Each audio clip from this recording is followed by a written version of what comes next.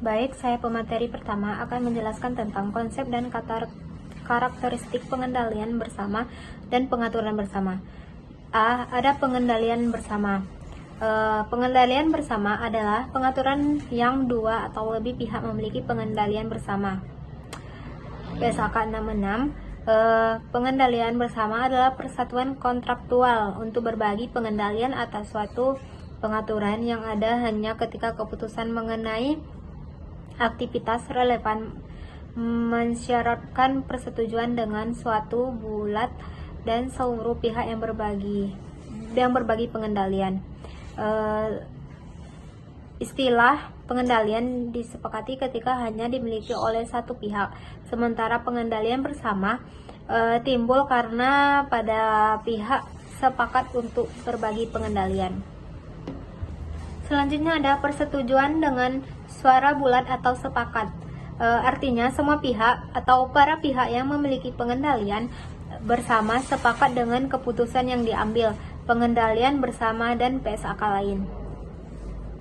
Jika tidak ada pengendalian maupun pengendalian bersama atas keterlibatan para pihak atau investor pada suatu pengaturan atau entitas, namun memiliki pengaruh signifikan atas pengaturan entitas, maka para pihak mencatat investasinya menggunakan metode ekuitas sesuai PSAK 15 seperti halnya Ventura bersama. Namun, jika tidak ada pengendalian bersama maupun pengaruh signifikan atas keterlibatan para pihak atau investor pada suatu pengaturan atau entitas, maka pihak atau investor mencatat keterlibatannya sesuai PSAK 71, instrumen keuangan. Menurut PSAK 71, investor dapat mengklasifikasikan investasinya pada instrumen ekuitas sebagai aset keuangan berupa nilai wajar melalui laba rugi atau nilai wajar melalui penghasilan kompresif lain. Selanjutnya B. Pengaturan bersama. Pengaturan bersama adalah pengaturan yang dua atau lebih pihak memiliki pengendalian bersama. Karakteristik pengaturan bersama. Yang pertama ada para pihak terkait oleh suatu pengaturan kontraktual. Yang kedua ada pengaturan kontraktual memberikan pengendalian bersama kepada dua atau lebih pihak dalam pengaturan bersama. Berdasarkan PSAK 66, pengaturan kontraktual dapat dibuktikan dalam beberapa cara. Umumnya tertulis, meskipun ada yang tidak, biasanya dalam bentuk kontrak atau diskusi antara para pihak yang didokumentasikan seperti keputusan rapat. Pengaturan bersama dibentuk oleh para pihak dengan berbagai alasan, antara lain keterbatasan biaya, berbagai risiko, kebutuhan atas keahlian atau pengalaman pada bidang tertentu, seperti kebutuhan teknologi maupun pasar baru. Pengaturan kontraktual biasanya dimasukkan di dalam akta piagam atau anggaran dasar dan piagam rumah tangga jika pengaturan bersama dibentuk melalui kendaraan berpisah. Yang terakhir ada pengaturan kontraktual berkaitan dengan yang pertama ada tujuan, aktivitas, dan durasi pengaturan bersama. Kedua ada bagaimana anggota Dewan Komisaris atau organ pengatur setara dari pengaturan bersama dituju. Ketiga, proses pengambilan keputusan. Keempat, modal atau kontribusi lain yang disyaratkan para pihak. Yang kelima ada bagaimana para pihak berbagi aset, liabilitas, pendapatan, beban atau laba rugi terkait dengan pengaturan bersama. Baiklah, materi selanjutnya akan dijelaskan oleh pemateri kedua. Selanjutnya yaitu jenis-jenis pengaturan bersama. Menurut PSAK 66 ada dua jenis pengaturan bersama, yaitu yang pertama operasi bersama atau joint operation, yang kedua itu Ventura bersama atau joint venture.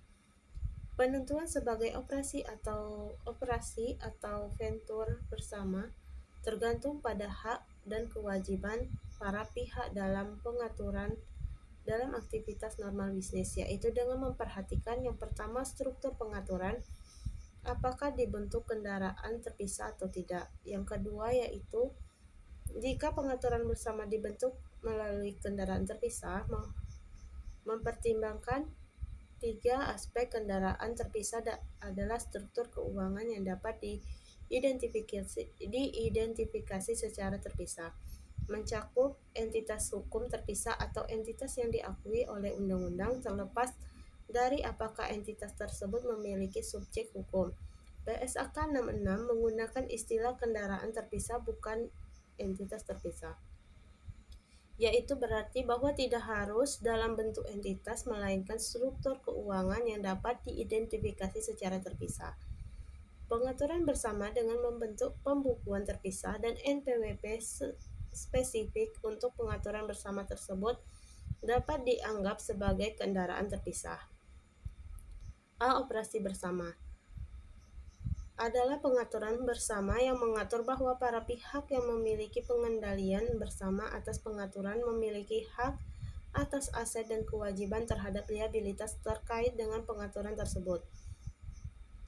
Pihak yang memiliki pengendalian bersama atas operasi bersama disebut dengan operator bersama.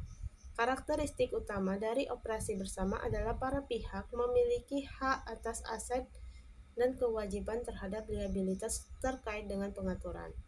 Para pihak dalam peraturan bersama membagi semua kepentingan yaitu hak pengguna, hak kepemilikan atas aset yang terkait dengan pengaturan dalam pembagian yang ditentukan. B. Venture bersama adalah pengaturan bersama yang mengatur bahwa para pihak memiliki pengendalian bersama atas pengaturan memiliki hak atas aset neto atau aset bersih terkait dengan pengaturan tersebut. Para pihak dalam venture bersama memiliki pengendalian bersama atas operasi bersama disebut venture bersama. Karakteristik utama dari venture bersama adalah para pihak memiliki hak atas aset neto pada pengaturan. Semua pihak dalam venture bersama memiliki hak aset neto atau ekuitas atas pengaturan bersama. Konsep hak atas aset neto pengaturan kontraktual menetapkan bahwa a. Aset yang diikutsertakan dalam pengaturan atau diperoleh selanjutnya dalam pengaturan merupakan aset pengaturan bersama bukan aset venture. Para pihak tidak memiliki kepentingan secara langsung, tidak memiliki hak pengguna, hak kepemilikan. B. Pengaturan bersama bukan venture. Bertanggung jawab atas utang dan kewajiban pengaturan. C. Bagian setiap pihak adalah atas laba atau rugi yang terkait dengan aktivitas pengaturan, bukan bagian pendapatan dan beban yang terjadi dalam pengaturan bersama. Jika pengaturan bersama dibentuk dengan kendaraan terpisah, maka perlu dilakukan penilaian lebih lanjut untuk menentukan apakah pengaturan bersama tersebut merupakan ventura bersama atau justru operasi bersama. Penilaian tersebut dilakukan dengan mempertimbangkan yang pertama bentuk hukum pengaturan, yang kedua persyaratan yang disetujui oleh pihak dalam pengaturan kontraktual, yang ketiga yaitu fakta dan keadaan lain jika relevan. Itulah materi dari pemateri kedua, selanjutnya akan dilanjutkan pemateri ketiga. Terima kasih. Baiklah, saya akan melanjutkan materi dari pemateri kedua, yaitu tentang perlakuan akuntansi pengaturan bersama. Poin yang pertama itu ada operasi bersama pengakuan dan pengukuran menurut PSAK 66, yaitu tentang operator bersama mengakui hal berikut terkait dengan kepentingannya dalam operasi bersama. Yang pertama itu ada aset, mencakup bagian atas aset apapun yang dimiliki bersama. Yang kedua yaitu liabilitas, mencakup bagian atas liabilitas apapun yang terjadi bersama. Yang ketiga yaitu bagiannya atas pendapatan dari penjualan output yang dihasilkan dari operasi bersama. Dan yang keempat yaitu bagiannya atas pendapatan dari penjualan output oleh operasi bersama. Dan yang kelima yaitu ada beban, mencakup bagian atas beban apapun yang terjadi secara bersama-sama. Nah, selanjutnya yaitu ada penyajian dan pengungkapan. Penyajian dan pengungkapan, penyajian atas laporan-laporan yang diakui oleh para pihak atas aset, liabilitas, pendapatan, dan beban juga mengikuti ketentuan penyajian dalam PSAK yang relevan. Pengungkapan diatur dalam PSAK 67. Pengungkapan berkepentingan dalam entitas lainnya, yaitu mensyaratkan para pihak untuk mengungkapkan informasi yang memungkinkan para pengguna laporan keuangan untuk mengevaluasi. Yang pertama yaitu ada sifat, luas, dan dampak keuangan dari kepentingannya dalam peraturan bersama, termasuk sifat dalam dampak hubungan kontraktualnya dengan investor lain yang memiliki pengendalian bersama saat peraturan bersama. Yang kedua yaitu ada sifat dan perubahan risiko yang terkait dengan kepentingannya dalam vertura bersama. Kemudian di sini itu ada untuk mengetahui kedua aspek di atas, para pihak mengungkapkan yang pertama yaitu pertimbangan atas asumsi signifikan yang telah dibuat dalam menentukan. Yang pertama yaitu ada sifat dari kepentingannya dalam pengaturan. Dan yang kedua yaitu ada jenis pengaturan bersama di mana entitas memiliki kepentingannya. Kemudian ada informasi mengenai kepentingannya dalam peraturan bersama. Poin selanjutnya yaitu ada ventura bersama, di mana dalam pengakuan dan pengukuran ventura bersama mengakui kepentingannya dalam ventura bersama sebagai investasi dan mencatat investasi tersebut dengan menggunakan metode ekuitas sesuai dengan PSAK 15.